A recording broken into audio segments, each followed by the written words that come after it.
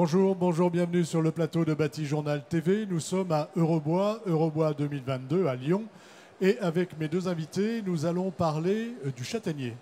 Et on va voir qu'il y a eu des programmes, un programme de recherche, on peut dire ça comme ça. Sur le châtaignier, on va voir tout l'intérêt de cette essence.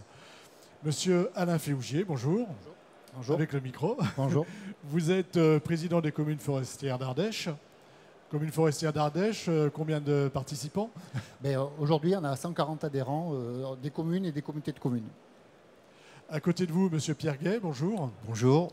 Vous êtes ingénieur, vous êtes consultant pour la filière bois, et là, vous intervenez au nom de Séribois, c'est ça? C'est ça. Séribois, qu'est-ce que c'est? Séribois, c'est le centre de ressources industrielles du bois qui est situé à Valence et qui a été créé il y a une vingtaine d'années, un peu plus. Alors, tous les deux, vous êtes à l'initiative, enfin, au niveau des communes, d'un projet de recherche sur la valorisation des châtaigniers. Et on parle de châtaigniers en forêt et non pas de châtaigniers fruitiers, parce que je viens d'apprendre qu'il fallait faire la différence. Voilà. Effectivement, donc c'est sur le châtaignier bois. Donc en fait, il y a eu un appel à manifestation d'intérêt lancé par le ministère de l'Agriculture en 2019. Et donc on a décidé de proposer quelque chose sur le châtaignier. Et donc avec un objet, avec une volonté économique de mettre en place un modèle. Mettez bien votre micro. Un modèle innovant, donc qui permettrait l'implantation d'activités liées à ce châtaignier, donc avec deux axes, un axe sur la chimie verte et un axe sur le mobilier extérieur en châtaignier. L'idée, c'est de revaloriser les forêts de châtaigniers qui sont dans votre région. Voilà. Alors, l'étude avait un périmètre donc, du Massif central. Donc, le Massif central, c'est 4 grandes régions et 22 départements. Et donc, on a travaillé sur l'ensemble de ce périmètre du Massif central. On trouve encore beaucoup de forêts de châtaigniers aujourd'hui sur ce périmètre? Oui, la ressource est importante. Quoi, à peu près? Mais en volume, c'est... Le châtaignier, c'est à peu près 1 million de mètres cubes sur pied. C'est la 3e essence feuillue de France, ce que peu de personnes savent. Elle est située, alors sur la majeure partie se situe sur le Massif central. L'accroissement biologique est d'environ 4 millions de mètres cubes par an. Les caractéristiques, c'est une essence qui est... Elle est classée en classe de risque 4. Elle a un fort caractère régional. Elle a des qualités esthétiques indéniables. Bon, par contre, une majeure partie de cette forêt est dépérissante. C'est ce qu'on a vu, au cours de nos entretiens. Voilà. Forêt dépérissante qu'il faut revaloriser, en fait. Oui, c'est ça. En fait, c'est pas 1 million de mètres cubes, c'est 100 millions de mètres cubes. 100 millions de mètres cubes. 100 millions, pardon. C'est quand même important. Donc, en fait, aujourd'hui, c'est une essence qui est en train de dépérir pour des questions de réchauffement climatique, de maladies. Et si on n'intervient pas de façon urgente sur le châtaignier, c'est une essence qui va disparaître dans le temps. Voilà. Et intervenir sur cette essence, c'est aussi de voir ce qu'on peut faire de ce bois dans l'avenir, avec de nouvelles applications, on va dire. Donc, au niveau des applications, donc, on est sur des problématiques de petits bois. Donc, on peut l'utiliser pour du mobilier extérieur. Donc là, après, c'est des designers qui vont travailler sur des concepts de produits. Et puis, il y a la piste de la chimie verte. Donc là, c'est la valorisation des tanins. Voilà, ça, c'est les deux pistes que vous êtes allés chercher. Voilà, c'est les deux pistes que vous avez demandé d'explorer l'appel d'offres. Ouais. Donc, aménagement extérieur et puis chimie verte. Pourquoi particulièrement ces deux pistes?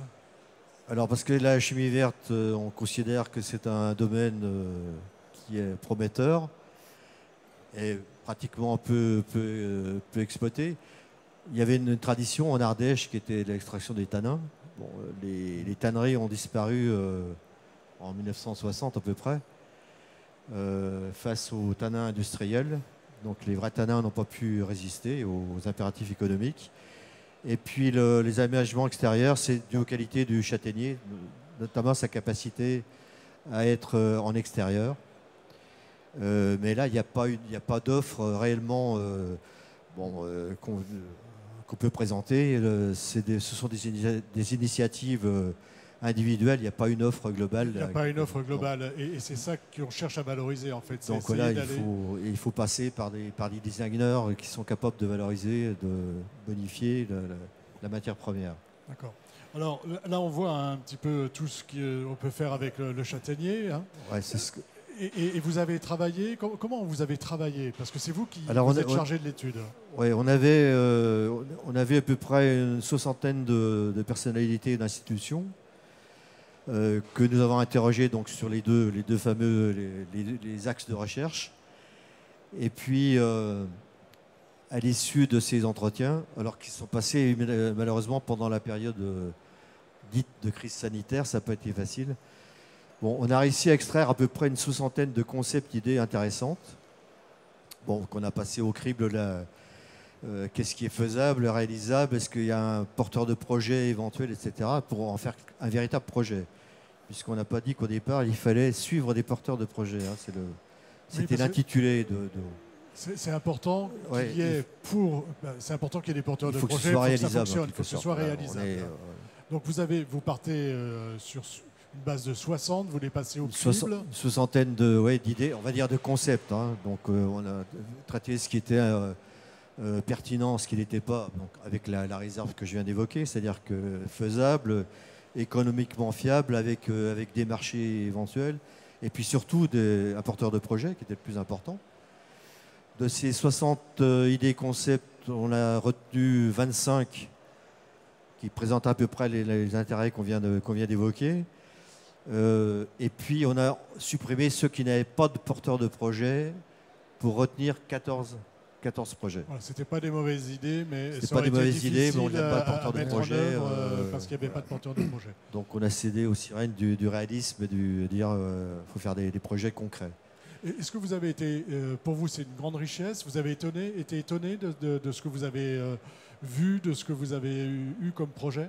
Oui, tout à fait, puisque moi je ne suis pas du tout un spécialiste de la chimie verte. Hein, alors donc j'ai beaucoup appris. J'ai fait une formation en chimie verte en cours des entretiens. Et puis la sylviculture, c'est pareil, je n'étais pas un grand spécialiste de la sylviculture du châtaignier. On va revenir au petit schéma qu'on avait tout à l'heure. On verra la petite chèvre. C'est l'animal totem. Donc là, on voit que... Oui, au cours des interviews, il a paru en gros 3 faits saillants pour simplifier un peu. Le premier, c'était la ressource. Elle a été qualifiée donc une ressource dépérissante sur une partie, notamment l'axe nord-sud passant par Ardèche et Cévennes. Donc on s'est dit pourquoi faire de l'innovation sur une ressource qui risque à terme de disparaître. Alors en fait, de ces 2 axes sont devenus 3 axes. Le premier de passer par une sylviculture dynamique, de refondation, de re-sylvisation du châtaignier. Ça, c'est la base. S'il n'y a pas de châtaignier, on ne peut pas avoir les 2 axes, donc, les 2 derniers axes. La priorité est viser une filière bois d'œuvre du châtaignier. Alors, le problème qui se pose, c'est que quand on fait une filière qu'on part à 0, c'est-à-dire qu'il faut atteindre à peu près la 4e coupe, c'est-à-dire 4 x 8, 32 ans, pour avoir des grumettes et des petites grumes. Entre-temps, cette phase... Bon, elle coûte de l'argent aux propriétaires. Et comment la bonifier? Donc, ce sont nos 2 axes d'études, les aménagements extérieurs et la chimie verte, qui vont apporter une partie de la réponse. Très concrètement, et puis on ira un peu plus en détail après tout à l'heure, ça veut dire qu'il faut replanter, il faut couper, il faut entretenir la forêt existante et replanter, c'est ça? C'est ça. Donc on va enlever les mauvais bois au profit des plus jolis pour mettre en place de la futaies régulière. Et donc les bois qu'on va sortir, on pourra les utiliser à la fois en chimie verte ou en mobilier extérieur. Aujourd'hui, ils ne sont pas du tout valorisés, ces bois? Très peu. Très peu. Très peu. Il n'y a pas de filière organisée pour organiser une offre en fait. Et donc on essaie d'organiser cette filière avec la chimie verte et avec le mobilier. En attendant, c'est pas en attendant peut-être, mais cette période de 40 ans, on va dire, qui nous permet de replanter, d'avoir une nouvelle forêt tout à fait. exploitable. Alors, traditionnellement, donc les bois de faible qualité, alors ce qui correspond justement à la chimie verte, ce qui est quand même quelque chose comme 50% de la matière première, va en bois, dans la filière bois énergie, en plaquettes forestières. Alors nous, ce qu'on propose, c'est une relecture stratégique complète de ce schéma, et en disant, on va commencer par la chimie verte. C'est là que c'est un pari, un domaine à risque. On va commencer par la chimie verte. Et donc pour meubler ces 40 ans avant lesquels donc on va produire du bois d'œuvre. Et avec cette approche, on rentabilise toute la période qui auparavant ne l'était pas. Avec des produits pauvres. C'est-à-dire qu'on commence tous les produits qui étaient destinés à la filière, on va dire pauvre entre guillemets, on en fait une filière noble à travers la chimie. Alors ce qu'on appelle la chimie verte, on va préciser juste après. Dans la chimie verte, donc ce qu'on appelle la chimie verte, on a les extractibles du châtaignier. En gros, c'est les tanins. Hein. Par contre, en termes de volume et de masse, c'est très peu. C'est très peu, c'est 5% à peu près. Donc, que fait-on des 95% qui restent, qui eux rentrent dans une filière qu'on appelait filière fibre? Alors là, on a des perspectives qui sont vastes. Par contre, il faut faire le choix, c'est-à-dire qu'il y a des filières qui ont une réalité dans 10 ans, dans 25 ans, donc ça ne présente pas d'intérêt pour l'étude. Par contre, on a d'autres débouchés qui ont un intérêt quasi immédiat. Allons-y sur les débouchés. Donc on a bien compris, hein, 5% de tanins, là on peut aujourd'hui les valoriser sans difficulté, c'est ça? Alors oui, on a à peu près trois filières majeures, celle de la cosmétique, celle de la nourriture animale, et puis une que nous avons découverte au cours de nos pérégrinations, qui est celle de ce qu'on appelle des retardants de flamme. Alors vous nous avez apporté des images, on va les faire défiler. Peut-être une précision sur le retardateur de flamme. En fait, je voudrais saluer l'initiative parce que en fait, ce sont des élus donc, du GAR, donc le syndicat des Hautes-Vallées Cévenol, qui a pris l'initiative de faire réaliser une thèse sur le tanin châtaignier, à la fois par l'INRA de Montpellier et par l'école des mines d'Alès. Et en fait, la thèse a permis de découvrir que le tanin avait des capacités pour retarder le feu. Donc là, on a une photo d'un Canadair. Oui. Au début, je me suis dit, mince, ils Alors, nous ont amené de l'argent orange. Bon, on vous rassure, on n'est pas au Vietnam. Là, donc, on est pour un retardateur de flamme, c'est-à-dire qu'on éteint les incendies. Il y a deux vocations. Hein, c'est-à-dire on peut éteindre les incendies, c'est ce qu'on voit là avec déversement par Canadair. On peut prévenir les incendies. Et ces produits peuvent également avoir un intérêt dans la stimulation des cultures. Donc avec le même produit, tanin de châtaignier, on a 3 filières intéressantes qui le sont à court terme. Aujourd'hui, est-ce qu'on utilise déjà le tanin de châtaignier dans ce cadre-là? Non. Aujourd'hui, tout ce qui est produit pour les retardateurs de flamme, c'est des produits chimiques à base de pétrole. Donc là on aurait une opportunité en utilisant un produit naturel. Donc on utilise la France utilise à peu près 4000 tonnes par an de ces produits. De ces produits retardateurs de flamme issus du pétrole qu'on pourrait remplacer éventuellement alors donc, en partie par des produits qui ont une qualité environnementale autrement. Issus du châtaignier. Issus du châtaignier, oui. Vous vouliez un autre exemple peut-être? Alors, l'autre exemple... C'est pas celle-ci. Ça fait rien, on va s'adapter. On va s'adapter, revenez, c'est pas grave. Voilà, alors on s'adapte et on passe celle-ci. Oui. Alors ça c'est donc la filière bois d'œuvre où là on a vu donc des designers, d'autres gens qui avaient des projets prédits, et notamment celui du Vercher conservatoire de Vézénobres. Je te laisse en parler. En fait, c'est un verger de figuiers. Et donc, il y avait, au moment de la récolte, il y avait un problème entre guillemets, de pillage des figues. Et donc, la commune a souhaité faire une palissade autour de ce parc. Et donc, ils ont choisi le châtaignier pour réaliser ce projet. Donc, le projet a été réalisé. Et donc, il est visitable aujourd'hui. Donc là, ce qu'on voit, c'est une palissade en châtaignier. Voilà. Il y a déjà pas mal de galivelles aussi en châtaignier. Oui. Mais c'est pas tout à fait ça n'a pas la même fonction. Ça n'a pas la même fonction. Donc là, on est sur une palissade en châtaignier. Il y a d'autres. Donc ça, c'est vraiment de la valorisation. Il fallait cumuler sécurité et puis esthétique. Voilà. D'où le choix du châtaignier. Intégration paysagère aussi. Ouais. L'intérêt, c'est qu'on utilise des petits bois, c'est ça, qui nous permettent, encore une fois, d'attendre la possibilité d'utiliser le châtaignier en bois d'œuvre lorsque les forêts auront été entretenues et replantées. Voilà. C'est ça, hein, parce que c'est ça le Donc, sens du projet. Voilà, donc là, il y a 7 projets, enfin 6 plus 1 projets qui ont été retenus. On va passer à un autre projet. Bon, alors là, Je vous les mets dans le désordre, mais c'est ça pas fait grave, rien, finalement. c'est Ça vous fait réviser. un test, ouais, c'est un test puisque ça fait quand même un moment qu'on a rendu le dossier, donc ça pose pas de problème, on est suffisamment agile.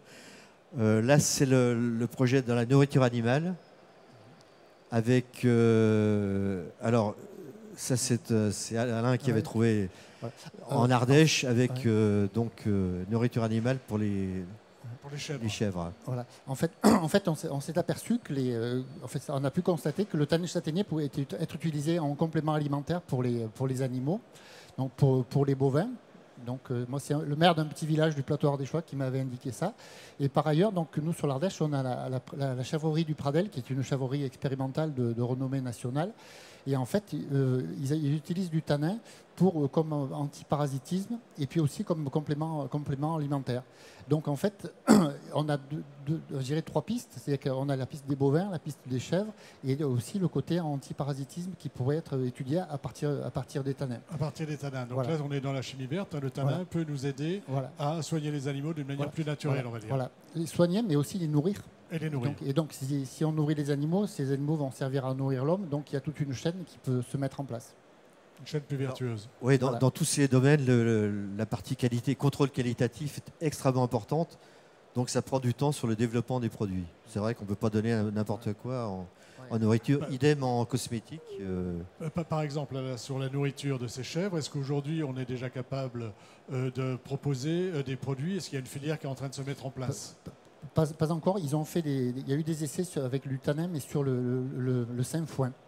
Voilà. Mais bon, là aussi, je ne suis pas spécialiste. Mais là aussi, il faut être dans des logiques d'expérimentation, de R&D, de recherche et développement, et plutôt avec un caractère expérimental. Donc, je pense que ça devrait le faire. Ça devrait le faire, d'accord. Un dernier projet, un autre projet, je crois que nous avons, voilà, la sylviculture. Alors ça, c'est quasiment le projet principal. C'est celui qu'on ne va pas dire qui a été oublié, mais presque au départ. En fait, effectivement, on ne peut pas se lancer dans les filières innovatrices sur 2 types de produits si on n'a pas résolu le problème au départ, à la base, qui est celui d'une sylviculture dynamique. Donc là, on a rencontré des forestiers, alors qu'il y a encore un autre domaine de connaissances. Et bon, ces experts forestiers ont d'excellentes expériences, mais alors plus à l'est, là, plutôt sur l'Isère, par exemple, où ils ont beaucoup de réussite sur des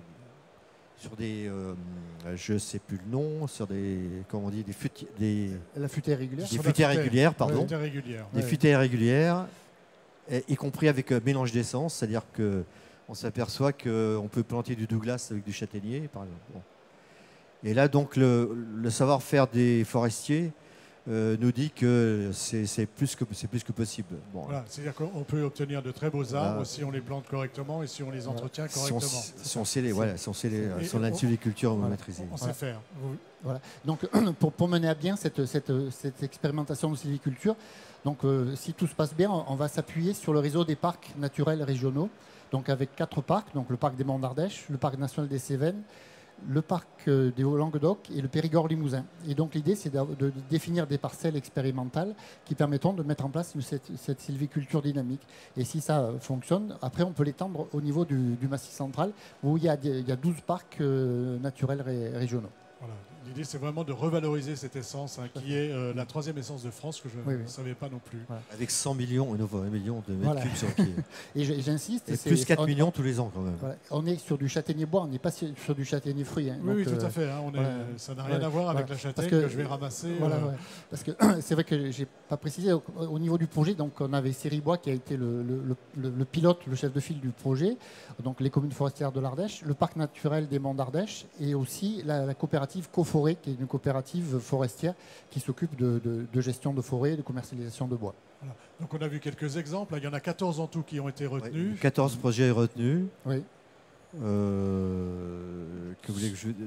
Donc le principal, sylviculture, là c'est un projet global qui n'a pas encore 2 porteurs de projet. Pour l'instant, on a envisagé plusieurs pistes. Mais là, ça va être, on va laisser passer le relais aux forestiers, hein, parce que c'est un autre domaine de Voilà. compétences. C'est-à-dire que vous avez fait l'étude, vous Mais, avez répondu à l'appel à projet et vous apportez, on va dire, des solutions. C'est ça. Ouais, pour répondre à la question qui a été posée, c'est-à-dire de créer un modèle économique original, puisque c'était un peu le pionnier.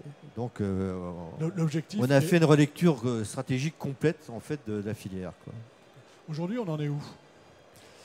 Mais- Quand vous présentez ce Oui. projet, est-ce que déjà on va partir sur... Il suscite beaucoup d'intérêt. Après, on passe par les filières françaises administratives. Les financeurs. Voilà. Ouais. Par contre, on peut préciser que sur les retardateurs, donc il y a déjà des choses qui ont démarré donc avec l'INRA de Montpellier. Donc Il y a une thèse, hein, c'est ça? Il y a eu la thèse, mais là on passe déjà à des choses expérimentales. Le process industriel, donc c'est de l'extrusion, comme font les plasturgistes. Hein, c'est de l'extrusion par système bivis, où on peut sortir les extraits de tanin et de fibres, qui sont ensuite valorisés dans une autre filière.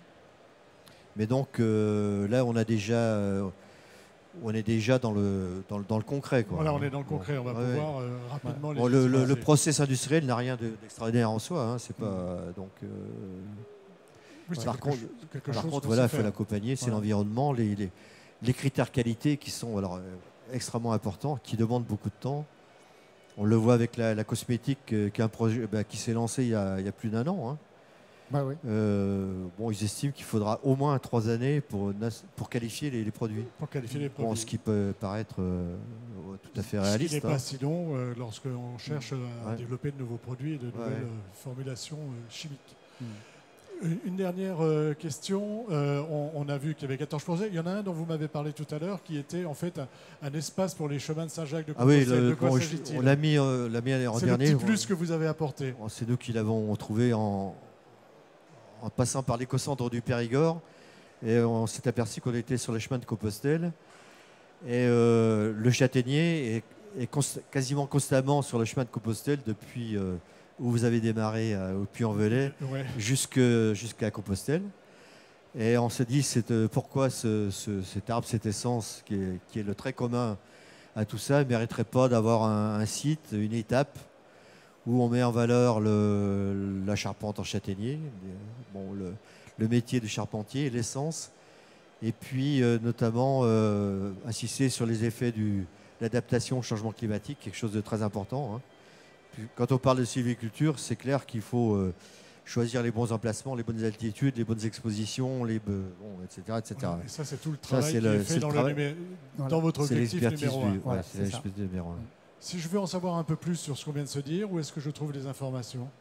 Chez Sérigoine, on a commis un rapport en 3 étapes, et puis avec un résumé, avec un PowerPoint très court, avec 25 diapos, je crois, où on a à peu près toute l'explication. Bon, le plus important, c'est une lecture stratégique complètement différente d'une filière artisanale du châtaignier, qui démarre par la porte d'entrée, c'est la chimie verte. Alors, on précise bien, aucun process lourd. On n'est pas dans l'industrie lourde, là. On est dans l'industrie, on peut dire, qualifiée de légère. Hein. L'extrusion, c'est pas une filière lourde. Ce qui change complètement, parce que quand on a parlé de chimie verte au départ, tout le monde s'est souvenu des grosses unités d'extraction des tanins. Il en reste encore une en France, hein, je crois, dans le Tarn. Ouais. Bon, alors qui est extrêmement vétuste. Donc on propose quelque chose de complètement différent. Maintenant, c'est redynamiser cette belle essence qu'est le châtaignier. C'est ça. Après, il faut s'emparer du projet. Voilà. Il faut s'emparer du projet, donc vous lancez un appel. Voilà. Je lance un appel. Merci messieurs d'être venus sur le plateau de Batijournal TV nous parler de châtaignier et surtout de ce qu'on peut faire avec et de la manière de le valoriser à la fois sur le plan des produits, de tout ce qu'on peut faire avec, mais aussi économique, et c'est important. Une émission à retrouver comme toutes celles que nous tournons ici sur notre chaîne web Batijournal et sur les sites de nos partenaires que sont Woodsurfer, Eurobois 2022 et France Bois Forêt. Excusez-moi. Merci.